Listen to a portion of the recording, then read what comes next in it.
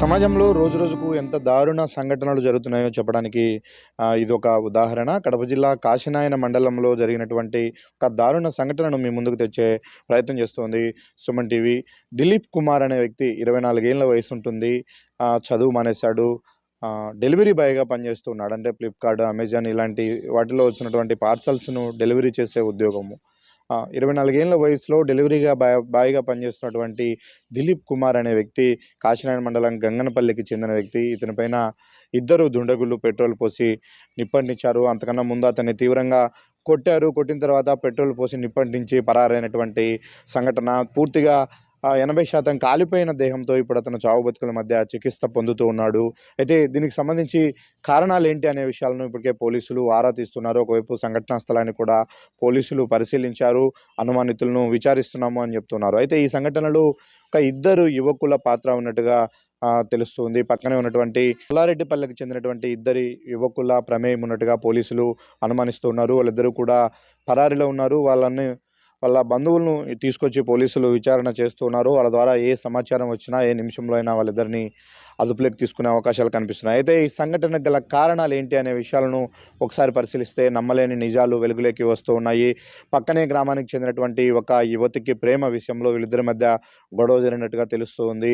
ఆ అమ్మాయితో గత కొంతకాలంగా దిలీప్ కుమార్‌కు పరిచయం ఉంది. కేవలం ఈ డెలివరీ సరుకులు ఇస్తున్నట ప్రయత్నంలో భాగంగానే పరిచయం ఏర్పడింది. ఆ పరిచయం కాస్త ప్రేమగా మారింది. అయితే అదే అమ్మాయికి ఈ ఎవరైతే యత్నానికి పాల్పడ్డారో ఆ ఇద్దరు యువకుల్లో ఒక వ్యక్తికి పరిచయం ఉన్నట్టుగా చెప్తూ ఉన్నారు. వీళ్ళు కూడా డెలివరీ బాయ్స్‌గానే పనిచేస్తారు.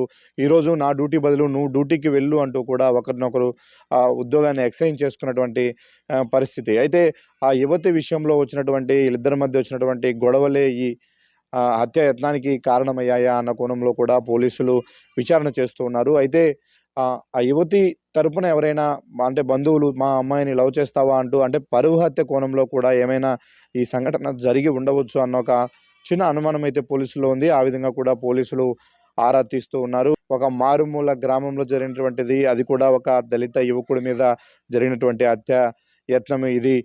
అత్యంత పాశవికంగా పట్టపగలే విచక్షణారహితంగా కొట్టి అతని పైన పెట్రోల్ పోసి ఇక్కడ ఇంకొక స్ట్రాటజీ ఏందంటే అసలు ఆ పెట్రోల్‌ను తీసుకురమ్మని చెప్పింది కూడా వాళ్ళే. అంటే వీళ్ళ ముగ్గురికి మధ్య ఫ్రెండ్‌షిప్ ఉంది. తెలిసిన వ్యక్తే పలానా దగ్గరికి పెట్రోల్ తీసుకొని రా, నా బైకు పెట్రోల్ అయిపోయింది అంటే ఆ మాటలను నమ్మినటువంటి దిలీప్ కుమారు తన వెంట పెట్రోల్ తీసుకొని వెళ్ళాడు. తీరా అక్కడికి వెళ్ళిన వెంటనే తన చేతిలో ఉన్నటువంటి పెట్రోల్‌ని లాక్కొని అతన్ని విచక్షణారహితంగా కొట్టి దాడి చేసి కింద పడిన తర్వాత పెట్రోల్ పోసి నిప్పంటించినటువంటి సంఘటన. అయితే దిలీప్ చనిపోయి ఉంటాడు అని భావించినటువంటి ఆ ఇద్దరు యువకులు అక్కడి నుంచి పరారైనట్టుగా తెలుస్తుంది.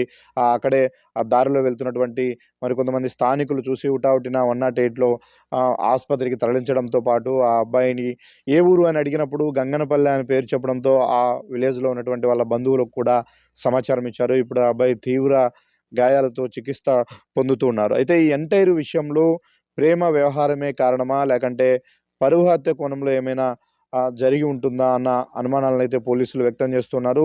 ఇప్పటికే అన్ని కోణాల్లో కూడా పోలీసులు ముమ్మరంగా దర్యాప్తు చేస్తున్నటువంటి పరిస్థితి కనిపిస్తుంది. ఏ కారణాలేమైనటువంటి జరిగినటువంటి అనర్థం అత్యంత దారుణమైనది. బతుకుదెరువు కోసం ఒక డెలివరీ బాయ్‌గా పనిచేస్తున్నటువంటి దిలీప్ కుమార్ పైన ఈ విధంగా మర్డర్ అటెంప్ట్ చేసినటువంటి ఆ యువకులకు ఇతనికి ఉన్నటువంటి సంబంధం ఏంది? వాళ్ళిద్దరి మధ్య గొడవలకు కారణం ఆ యువతేనా? లేకపోతే వీళ్ళిద్దరి మధ్య జాబ్ విషయంలో ఏమైనా తగాదాలున్నాయా అన్న విషయాలను కూడా తేలాల్సిన పరిస్థితి కనిపిస్తుంది. అయితే పోలీసులు ఈ కేసుకు సంబంధించి కొంత గోప్యత మెయింటైన్ చేస్తూ ఉన్నారు. ఎందుకంటే కొద్దిగా ఎస్సీ యువకుడు కావడము, అంతేకాకుండా అత్యంత దారుణంగా హత్యాయత్నం జరిగింది. అతనిపైన చంపేయాలనే ప్రయత్నంతోనే పెట్రోల్ పోసి తగలబెట్టినటువంటి సంఘటన. దీంట్లో ఒక అమ్మాయి ఇన్వాల్వ్‌మెంట్ కూడా ఉంది అన్న ఒక ప్రచారం బయటకొస్తున్న నేపథ్యంలో ఇది ఏమాత్రం బయటికి వెళ్ళినా కూడా మరింత కాంప్లికేటెడ్ అయ్యే అవకాశం ఉంటుందని భావించినటువంటి పోలీసులు చాలా రహస్యంగా విచారణ చేస్తూ ఉన్నారు.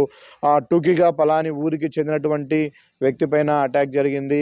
అందులో ఇద్దరు యువకులు పాల్గొన్నట్టుగా మాకు అనుమానం కలుగుతుంది. వాళ్ళను ట్రేస్ ఔట్ చేసే ప్రయత్నం చేస్తున్నాము అన్నంత వరకు మాత్రమే పోలీసులు ఇప్పటివరకు మీడియాకు అఫీషియల్‌గా చెప్పిన పరిస్థితి కనిపిస్తుంది. అయితే ఏది ఏమైనప్పటికీ ఇంతటి దారుణ సంఘటనతో ఒక్కసారిగా కాశీనాయన మండలం ఉలిక్కిపడింది.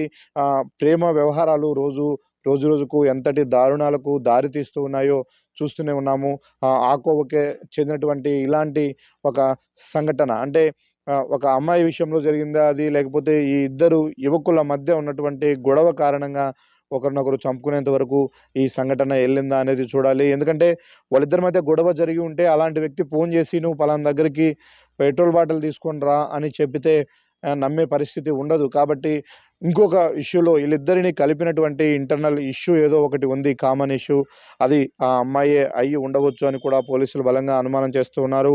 ఆ కోణంలో కూడా ఆ అమ్మాయికి సంబంధించినటువంటి వివరాలు తీస్తున్నారు. వాళ్ళ పేరెంట్స్‌ని కూడా విచారించే ప్రయత్నం చేస్తున్నారు. ఏది ఏమైనప్పటికీ వీలైనంత త్వరగా ఈ కేసును ఛేదించే ప్రయత్నంలో అయితే మైదుకూరు డీఎస్పీ ఆధ్వర్యంలో పోలీసులు పనిచేస్తూ ఉన్నారు.